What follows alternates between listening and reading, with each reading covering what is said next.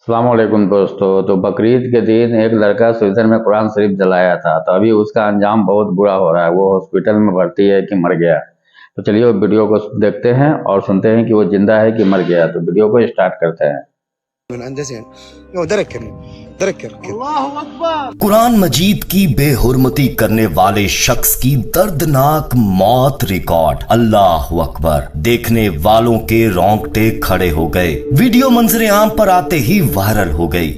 मौजा TV official के मोहतरम देखने और सुनने वालों अस्सलाम वालेकुम। प्यारे दोस्तों, ईद उल अज़हा के रोज स्वीडन में मस्जिद के बाहर की जाने वाली बेहुरमती में मुलव्वस शख्स की ऐसी दर्दनाक मौत वाकया हुई है कि देखने वाले कानों को हाथ लगाने पर मजबूर हो गए। सबके लबों से इस्तग़फ़ार की तस्बीह बुलंद होने लगी। बेशक अल्लाह ने कुरान पाक की हिफाजत का जिम्मा खुद लिया है और जो भी इसकी गुस्ताखी करना चाहेगा उस पर यकीनन अल्लाह ताला का सख्त अजाब नाजिल होगा, जैसा इस इराकी शख्स पर नाजिल हुआ जो कि इराक का रिहायशी था, मगर इसका कोई मजहब नहीं था। ये खुद को किसी मजहब से भी मुंसलिक ना रखने वालों में से था। दोस्तों, इस पर क्या अजाब नाजिल हुआ ये जानने के लिए वीडियो में हमारे साथ आखिर। दोस्तों, कुरान करीम आसमानी किताबों में सबसे बुलंद और मुमताज इस सबब से भी है कि अल्लाह ताला ने इसे किसी तहरीफ और तब्दीली से महफूज रखने का खुद जिम्मा लिया है। अगर अल्लाह ताला ने कुरान की हिफाजत का जिम्मा ना लिया होता तो इसमें भी तहरीफ और तब्दीली का वही हाल होता जो साबका आसमानी किताबों का हुआ था, क्योंकि साबका आसमानी किताबों की हिफाजत की जिम्मेदारी अल्लाह ने उन्हीं लोगों को सौंपी थी जिनकी तरफ अल्लाह ने वो किताबें उतारी थीं। मगर आज जब दीन इस्लाम तेजी से फैल रहा है तो ये बात गैर मुस्लिमों को खटक रही है। वो ऐसे मौके तलाश करने में लगे हैं जिनसे वो इस्लाम को बदनाम कर सकें। इसमें उनका छुपा हुआ मकसद फकत लोगों को इस्लाम से दूर करना और गुमराह करना है, ताकि यहूदी और ईसाई इस्लाम की जानिब रागिब ना हो सकें। इसी हवाले से स्वीडन में रहने वाला एक नौजवान जिसने बाकायदा अदालत से आजादी इजहार राय की इजाजत लेकर मस्जिद के बाहर कुरान मजीद को नजरे आतिश कर डाला, नाउजुबिल्लाह। इस वाक़े ने दुनिया भर के मुसलमानों को मुश्तैल कर दिया। सभी अपने अपने मुल्कों और इलाकों में बतौर एहतजाज गलियों और सड़कों पर निकल आए, जबकि उस शख्स को अपने किए पर जरा बराबर भी शर्मिंदगी नहीं हो रही थी। इसकी जानिब से कुरान शरीफ की बेहुरमती की वीडियोस सोशल मीडिया पर गर्दिश कर रही हैं, जिनमें साफ देखा जा सकता है कि वो किस कदर गुस्ताखाना अंदाज में कुरान मजीद के साथ पेश आता रहा। मगर दोस्तों, अल्लाह की लाठी बेआवाज है। ये हुकूमत और कानून तो एक असूल के पाबंद होते हैं, मगर खुदा अपनी किताब की हिफाजत का जिम्मा खुद ले चुका है। वो शख्स जिसका अभी तक कोई कुछ भी बिगाड़ ना सका था, उस पर अल्लाह का ऐसा अजाब नाजिल हुआ कि देखने वालों की चीखें निकल गईं। जी हाँ दोस्तों, वो गैर मजहब शख्स जिसने कुरान मजीद की बेहुरमती की थी, उसकी तबीयत चंद रोज बाद अचानक ही खराब होने लगी। उसे सांस लेने में दुश्वारी महसूस हुई तो बकायदा प्रोटोकॉल के साथ उसे अस्पताल पहुंचाया गया, जहां पर उसके मुख्तलिफ टेस्ट किए गए तो कोई बीमारी सामने न आई। इसकी मजीद हालत बिगड़ती चली जा रही थी। इसका वजूद जगह जगह से फटने लगा था। खून की धारियां ऐसे रिस रही थी जैसे किसी ने गहरा जख्म लगाया हो। वो शख्स दर्द से चीख चिल्ला रहा था, मगर डॉक्टर्स भी हाथ पर हाथ धरे बैठे फकत इसका ये अंजाम ही देख रहे थे, क्योंकि कोई भी बीमारी की तशखीस नहीं कर पा रहा था। धीरे धीरे इसकी आंखों से भी खून उबलकर बाहर आने लगा।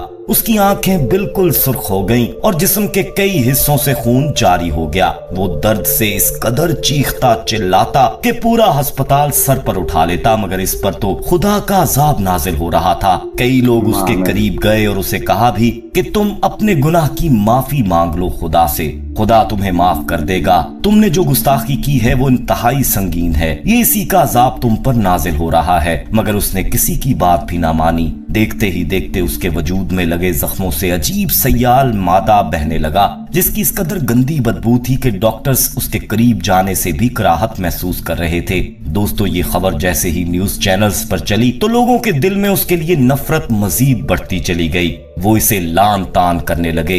बेशक जो भी ऐसी गुस्ताखी करेगा उसका यही अंजाम होगा। वो बदबख्त शख्स अभी तक यूं ही अस्पताल में जेरे इलाज है, मगर इसकी हालत मजीद तशवीशनाक बताई जा रही है। वो पल पल मौत के लिए तड़प रहा है। उसने तो डॉक्टर से ये भी कह کہہ دیا ہے کہ مجھے ایک ہی دفعہ زہر کا انجیکشن لگا کر مار دیا جائے، میں یہ پل پل ملنے والی موت برداشت نہیں کر پا رہا، مگر ڈاکٹرز پوری کوشش کر کے اسے بچانے میں لگے ہوئے ہیں، خدا ایسے گستاخوں کو نیست و نابود کر دے، آمین۔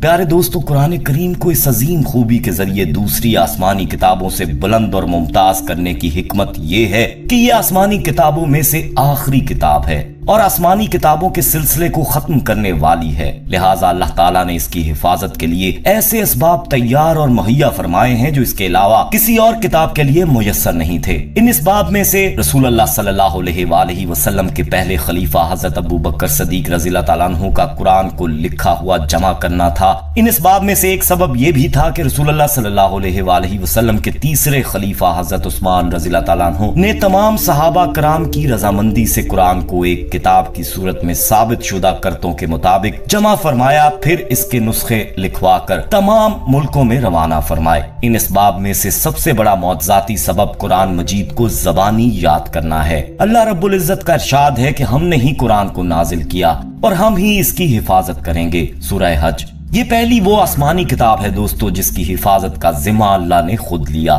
گویا اس کی حفاظت کے لیے یہ وعدہ الہی ہے اور قرآن کا اعلان ہے کہ اللہ کبھی بھی وعدہ خلافی نہیں کرتا، بس اللہ نے اپنا وعدہ سچ کر دکھایا اور کتاب اللہ کی حفاظت کا حیرت انگیز انتظام کیا، اس طور پر کہ اس کے الفاظ بھی محفوظ، اس کے معنی بھی محفوظ، اس کا رسم الخط بھی محفوظ، اس کی عملی صورت بھی محفوظ، اس کی زبان بھی محفوظ، اس کا ماحول بھی محفوظ، جس عظیم ہستی پر اس کا نزول ہوا اس کی سیرت بھی محفوظ اور اس کے اولین مخاطبین کی زندگیاں بھی محفوظ۔ عرض یہ کہ اللہ رب العزت نے اس کی حفاظت کے لیے جتنے اسباب و وسائل اور طریقے ہو سکتے تھے اختیار کیے، اور یوں یہ مقدس اور پاکیزہ کتاب ہر لحاظ اور ہر جانب سے مکمل محفوظ ہو گئی۔ الحمدللہ آج 1400 سے زائد سال گزرنے کے بعد بھی اس میں رتی برابر بھی تغیر و تبدل نہ ہو سکا۔ لاکھ کوششیں کی گئیں مگر کوئی ایک کوشش بھی کامیاب اور کارگر ثابت نہ ہو سکی اور نہ ہی قیامت تک ہو سکتی ہے۔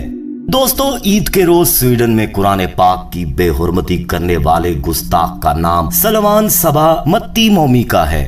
یہ ملاؤن عراقی 2015 میں سویڈن شفٹ ہوا۔ اگر اس شخص کا ماضی دیکھیں تو یہ ایک جنونی شخص ہے۔ پہلے یہ عراق میں حشد الشعبی نامی شدت پسند گروپ کا حصہ تھا جن کے ہاتھ ہزاروں بے گناہ معصوم انسانوں کے خون سے رنگے ہیں۔ شام اور عراق میں ان کی صفاقی کی داستانوں کا کون واقف نہیں ہے؟ اس کی اس وقت کی ویڈیوز آج بھی سوشل میڈیا پر موجود۔ تو گائز، یہ لڑکا جو تھا جو قرآن شریف کو جلایا تھا بقرعید کے دن، وہ لڑکا آج کے ڈیٹ میں ہاسپٹل میں ایڈمٹ ہے۔ اس کو ڈاکٹر سب نے بھی اس کو ریزائن دے دیا ہے۔ تو چلیے ملتے ہیں پھر کسی اور ویڈیو میں، جب تک کے لیے بائے۔